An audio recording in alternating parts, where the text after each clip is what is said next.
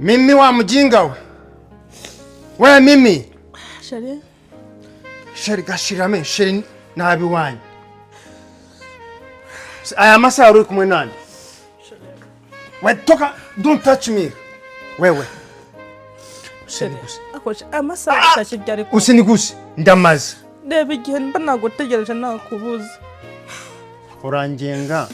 Akoje wagerageza kwitwara neza ko. Nturi wawe? Reba amasabo wataye. Ndamaze ariko. Basi ngwino wicare hano. Ndakwiyamye. Ndiyicaza uranyicaza se. Tumbavu wewe. Chelana nari hano hantu hakinguye. Basi cara hano basi tujye. Mimi. Unshaka wiki. Aho nari twari kumwe. Koma ubusema nzabubamo kugeza ryari ko. Sinizanye. Waje kuntwara? Wari kumwe nande kwanza? Ariko ko niri wanga, ko niri wanetse, nkutegereje reba ko nibugari bwabaye. Kubera iki? Ngeze hariya numva abantu bavuga uri guseka. Bagiye. Ndi guseka sekana nande ko. Hari umuntu mbari nawe hari. Wewe. Ushaka kundusha ubwenge. Akoma. Genda ikigoryi. Mana bamenduriye ubuzima koko. I'm not stupid. Wanyumva. Subunajagaye koko. Ibi ni biki? N'ubugari. Ubugari? Ndiko. Ndawe ko ndende ubugari. Cyangwa ni hano harimo n'agasombe. Cyangwa ni mastic. Hano harimo n'agasombe. Watureka ko. Watureka. Ndeka iki? We, reba hano. Nundi munsi. Ntukajye umenya. Mbavu wewe. Huna haya. Nakubaza.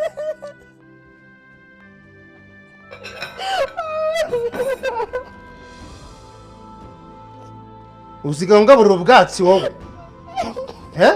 Ngo nawe birki. Wewe.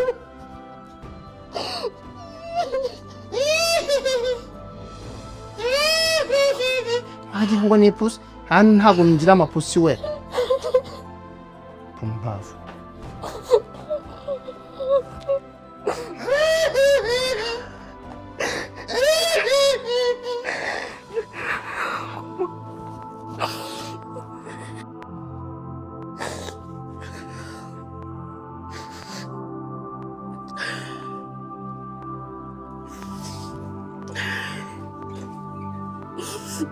Wewe. Va tujya kurya mu byanjye. Uranyumva? Ndavuze ngo ngwino tujya kuryama umico nakoye. Ngo wajye wihangana. Wewe. Byarangoye.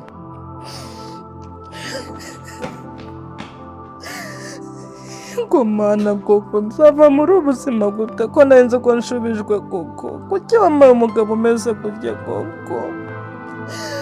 Kubera iki Mana wabikoze koko?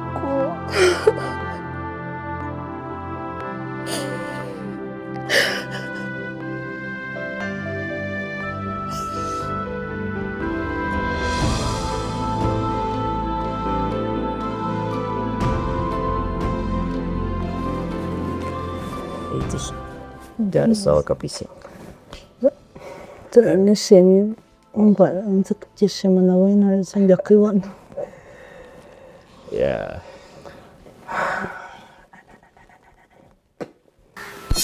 Sasa wapi kumira? Jesus Christ. Bro, karibu. God forbid.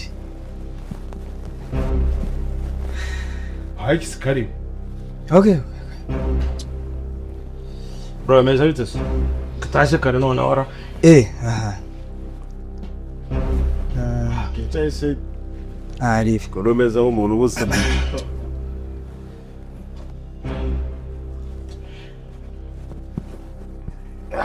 Excuse me. Basi. Sawa wote. Abona yuko. Urameze bite umunsi wagenze neza? Yego. Saza rero kumwe n'umushyitsi wanjye yitwa Mimi. Ya, ni umukobwa w'inshuti yanjye tubanye neza muri no minsi. Ariko nitwa Mimi. Yitwa Mimi nyine.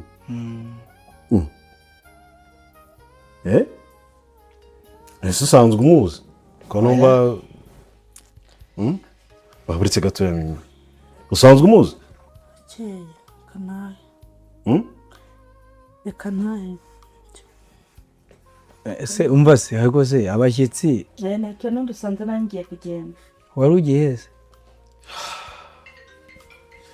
None se kuko uramuzi? Uramuzi?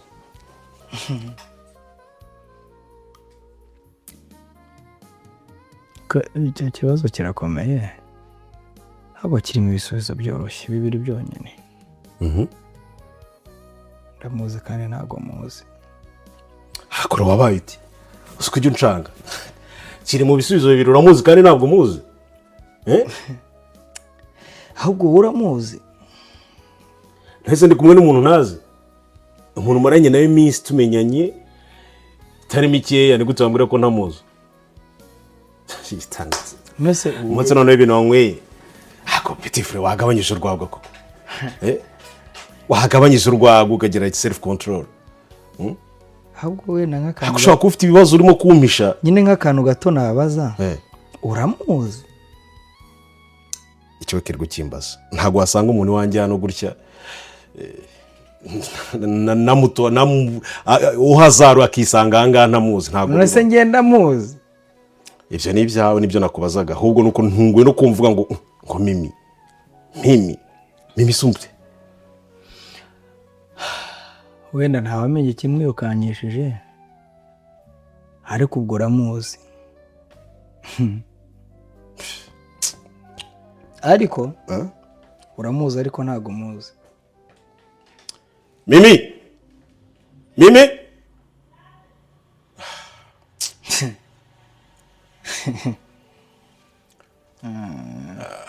wadamuzi.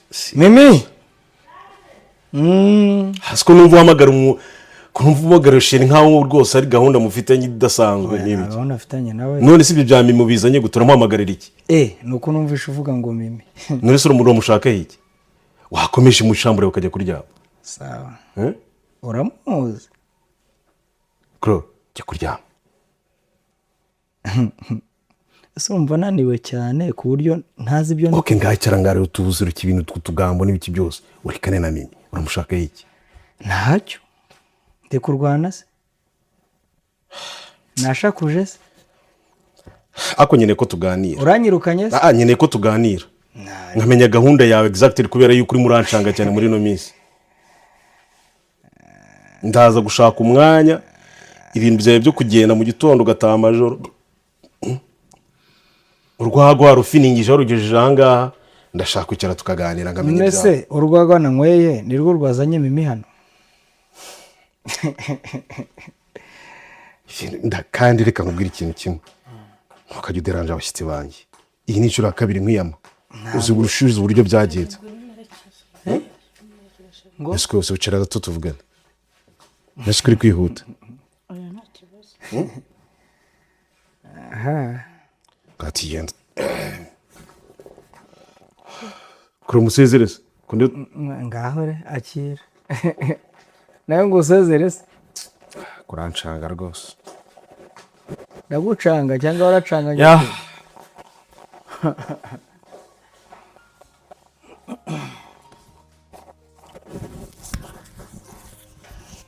Jesus Christ. Kuro ibintu byawe by'amayoga no gucanganikirwa no kuza umbwira ibintu biterekeranye bigabanye. Ese uba wumva naca? Sinibaza impamvu za buri gihe abashyitsi banjye ukabageraho ikibazo ugatangira kwivugisha ibintu ntazi. Ni mu muziye koko ku buryo wamusaraho gutyo ugatangira kugira kumwamagarisha. Ndabaza uramuzi cyangwa na yobye? Nyine we mbwira ahantu umuzi niba umuzi.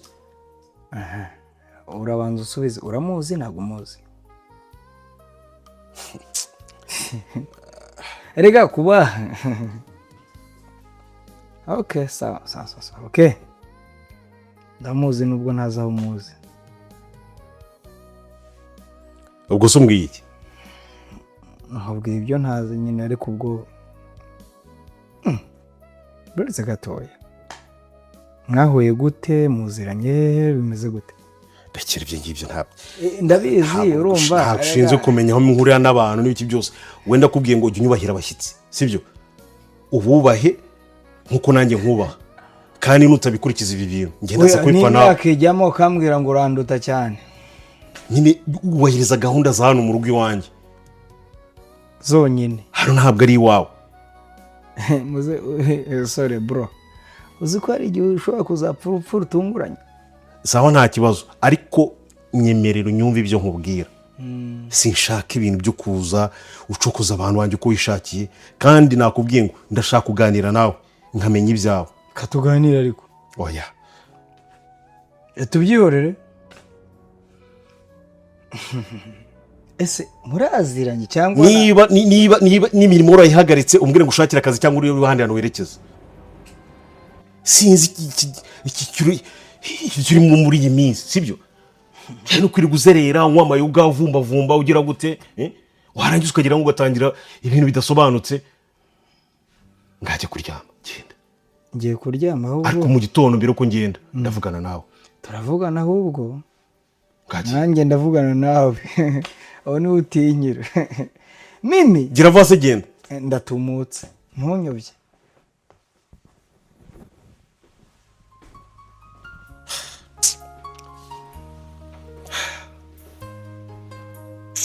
ikibazo kuvukana n'abantu nk'aho ngaho rwose komeza kumbera umuzigo kugeza ryari.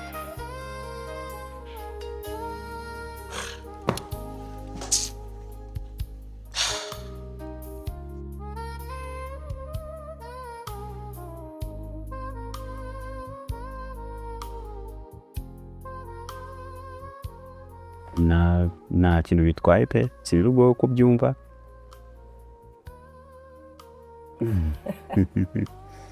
ariko ko ndeba wambaye gukira naho byagenze bitera nuko byagenze. Actually dufite hiking tugiye kujya muri hiking. ndi n'abakorigi banjye tumaze almost nk'umwaka tubitegura so ndi muri mood mbese wanayo hejuru cyane. ariko ntabwo nakigenda ntabanje kuza ubundi warandushya gusa. ntabwo nakigenda ntaje kukwitaba. ese hari icyo utambwiye nubwo wenda twabibanye kuri telefone kandi nari naniwe bwa nibwo nayiva mu kazi gusa na ibyo nabashije kumva well and good. nizere ko according n'ibyo twaganiriye mu minsi yashize hari icyo byibura byatanze, hari umusaruro byatanze. Mimi reka nkubwire Karame, ubushize ntuzi ko wasanze hano meze nk'abagira ngo nanyagiwe. urabona ariko bikimeze. aya ni ukuri kutambaza impamvu nishimye se. nanjye niyo mpamvu naje nitabiriye. ahubwo ugiye kumbwira ngo n'umugabo wawe ngo bimeze neza ngo birashyushye ngo tugukundana mbese nta kindi ugiye kumbwira. nibyo kurenzaho nibyo abanyarwanda twese uba waba uraye umugahura n'umuntu mu gitondo ugahura na bunduki nk'ahantu ngo umeze neza akakwa tuvuga meze neza nta kundi akandi reka ta mperuka gukora ku munwa. bamubwire ubu muri iyi minsi bijya byarakomeye. najya nteka ibyo kurya akaza akabimena nkanga kuryama ngo ndamutegereje. uzi ko uri mu bitotsi uryamye kuri saramanje wanze kurya ngo utegereje umugabo agataha yasinze wagira ngo umuhaye karibu agafata inzoka akayikumena mu maso. uri kwibasiye ikintu uzi kuba kubera stress nyinshi. njye nageze aho mpagarara mvuye guhaha nikubita hasi banjyana kwa muganga. sinzi irangi wanjyanye kwa muganga nisanze ndi mu bitaro. kwa muganga bamuhamagaye telefone ntabwo yayifashe. Jesus Christ, why? nubwo nari ndwaye netangiye kwibaza se ndi bukorope ntameze neza ese biragenda bite. birumvikana sha ubu nyine banasanze ntwite ariko noneho ikibazo si uko nguko uso Yeah. yanze kwishyura ibitaro ku bw'amahirwe sinzi ukuntu bandafije ngo se ngo nta muntu ngo twahamagara ko wakwishyurira ngo bitaro ngo ibiki n'iki natekereza muri famiye baba we nawe urabizi aho duturuka natekereza mu nshuti kada sinzi ukuntu agatima kakubise nibwa ko afite umushuti we nzi bakundana cyane ujya uza kumusura ndavuga rero ntitaye ngo ntabwo tuzaye ibintu byinshi n'ibiki ngo iyo ubuzima byagucanze ntubura aho upfunda imitwe Yeah, sure. mbese mfata nomero ntitaye ntazi ngo arabikora cyangwa ntabyo akora mpita ndohereza uyu nguyu rwose niwe bamfasha aho disi yambereye inyangamugayo mu minota n'iminota 10 yashize yahise aza. Wow. Imana ihabwe icyubahiro. Yishyuye 80,000 na mu bitaro. Umuntu utaziranye uretse ko namubonaga aza kureba umugabo wanjye bakagenda gusa nta kindi ahise yishyura sinkubeshye nahise numva mukunze nyuma yaho twatangiye kubishuti gutya nkubwisha kuri sinakubeshya iyo umugabo anciye mu maso ndamamaga ngashire banciye mu maso agatambwa ati sheti porete ngo n'umuhoza kagira ibu ubu ngubu Mimi gutaha yamara kimwe cyangwa ibyumweru 2 atambwira ngo hendukira ahubwo mba ngize amahirwe mvuga ni Mana ushimwe mfite ubundi bujye gushimisha ubu nta kibazo meze neza nawe ubwo yarumewe Imana yake kubaye niki ntago mbabaye ahubwo ndatunguwe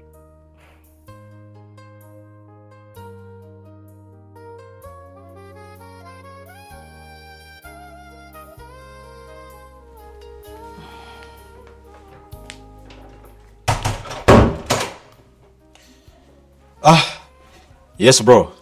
Meze bite? Kutanzuza ubishaka. Ati papa. Ngo nguki? Ngo papa. Ariko urimo guca imigari ku manywa. Ibyo ni bikino novuga. Ese nkuriya mwana. Uriya mwana nyine. Ntabwo urumva Mimi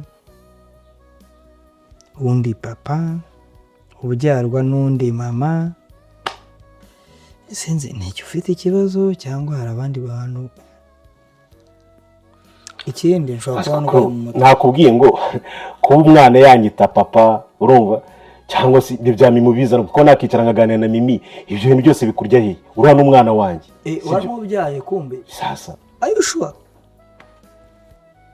uramwana no aho abana dufata abana bose nk'abacu bibaye ngombwa ariko mujya no gusama ukuntu ko umwana uranyita papa n'umwana ntazi biva naho bijya ejo nawe ushaka kukwita papa harya ni buri papa sore urumva nk'akabazo cyangwa se gahora n'undi mugabo nawe akamwita se nyine nk'akabazo kaho karimo ikibazo ufite ni ikihe ndagira ngo umenye ikibazo urumva reka ndase ku ntego uwa mbere ari Mimi sibyo Mimi rero uriya mwana ntabwo ari uwa Mimi uriya mwana ni uwundi muntu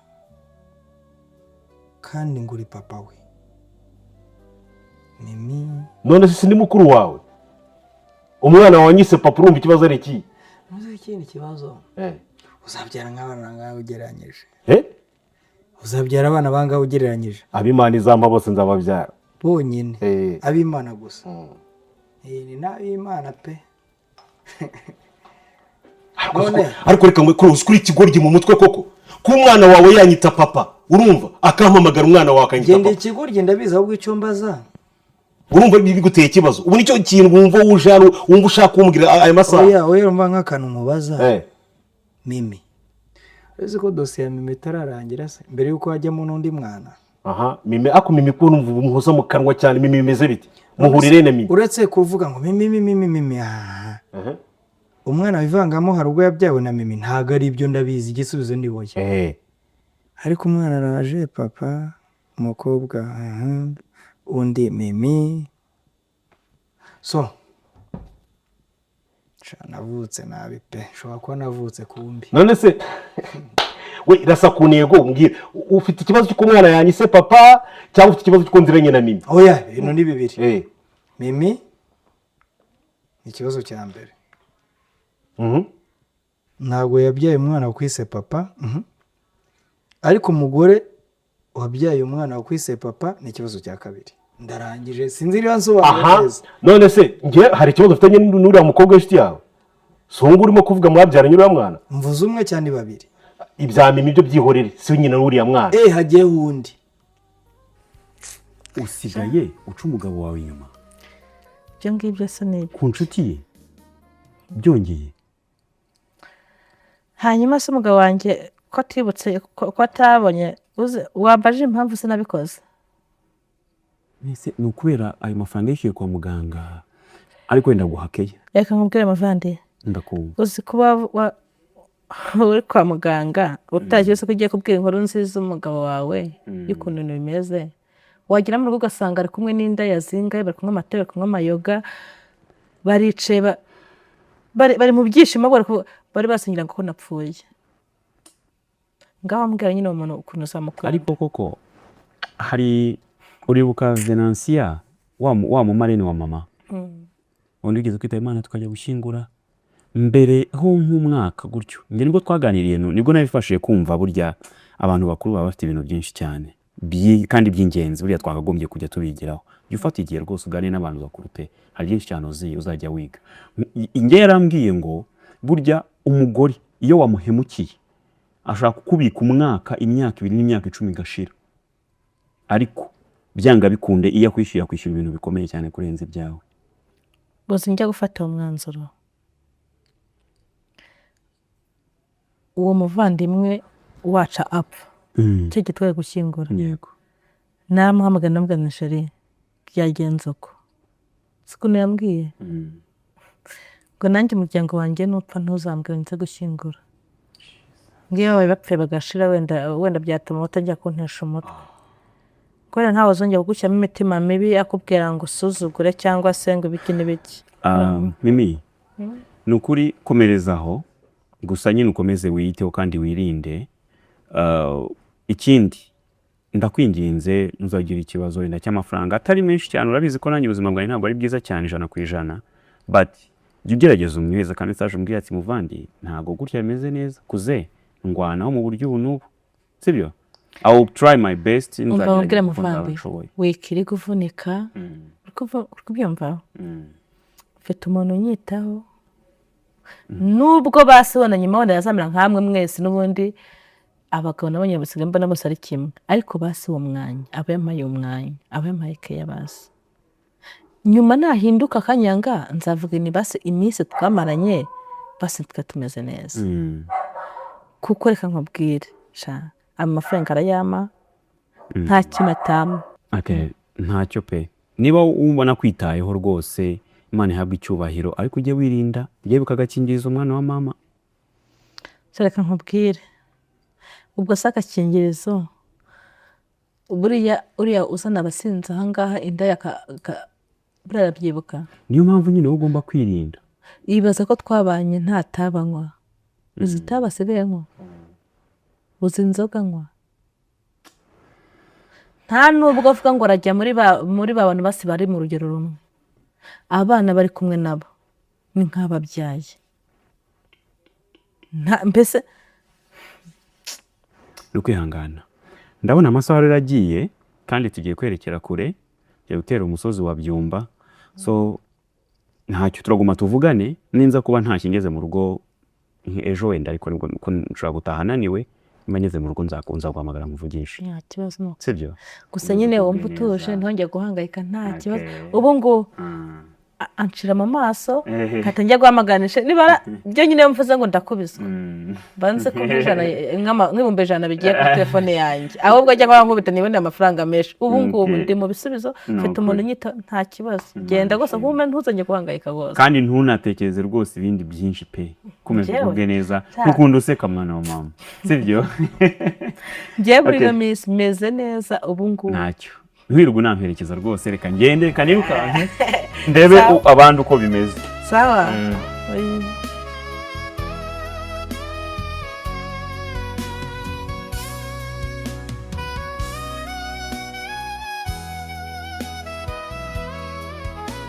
Yeah. kandi sheri Warukumbuwe. ikindi ntabwo wabyibuka nsigaye numva nishimye man sinzi nagira nibaza nimba hari undi munsi nzongera kugira ibyishimo nk'ibyo nsigaye mbona Sure. Akurasa neza muri no minsi. urakoze no kwika muteresheje nabaga mu bwigunge mbabaye nkorandira buri munsi Sure. nibaza nimba ubuzima bwanjye nzongera guseka ariko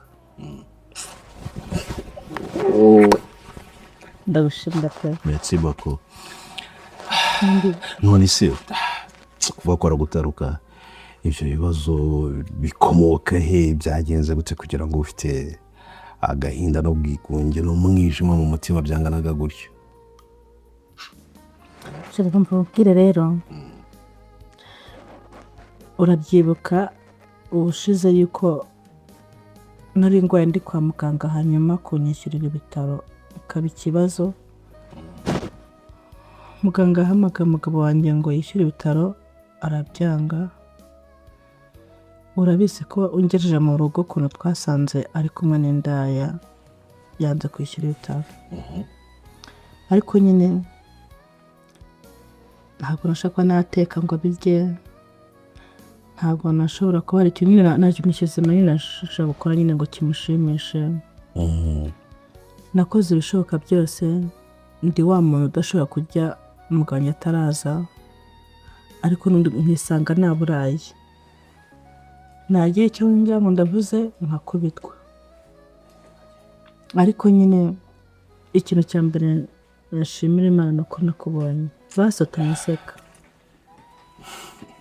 Umura wageze aho ugombaga kubona umunezero wuzuye wari warabuze igihe kirekire ndi tayari kumitetesha ndi tayari kugufasha byose hanyuma ubuzima bukagenda neza gusa bibaho yo mu buzima ko umuntu ashobora kuba deshi bitewe n'umuntu bari kumwe mu rukundo ariko ntabwo ubuzima burangiye niyo mpamvu uri Imana yemeye ko twongera tugahura reka nkubwize ukuri nishimiye nkubonye sure iyo ndi kumwe nawe nibwo mba numva nishimiye nibwo mba numva ntuje nibwo ubu ndi kwibaza ni mukanya nawe undi bunye se wazaretse n'ubundi ibintu byo gutaha ukagenda uri uburyo wabigabanya ukaba hano habaye niba umuntu agutera stress zingana gutyo ukaba ufitiye umuntu kwishimira ku buryo wumva wa munezero wabona ku kigero wumva ushakaho kandi usibye ko wenda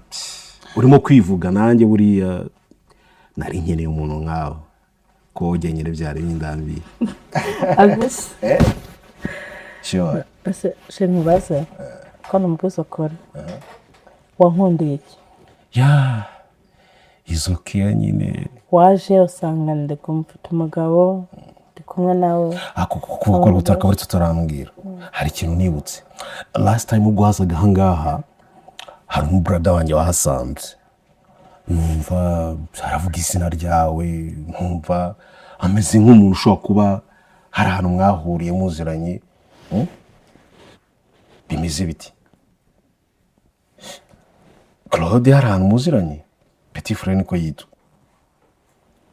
wandi wadusanganye hano cyagiye shiru ukijya tubyihorera hasi wese ndiyambwira nta kibazo boho kumbwire sibyo ibyo reka tubyihoreshereze ko nagusana ntabwo byagushimishije byaranshimishije ariko niba Petit Frere atangiye kunyereka yuko hari ahantu mushobora kuba mwarakurwazanyije mba ngomba kumenya ibyari byo kugira ngo hato ejo bitazakubyarira ibindi bikomere nk'ibyo ufite shiru wasanga wenda ari umuntu yanyitanyije nawe dusa cyangwa se reka byitubireka shobireka basi kabntage sibyo ugire gute nta no ya umunsi urarara happy sheri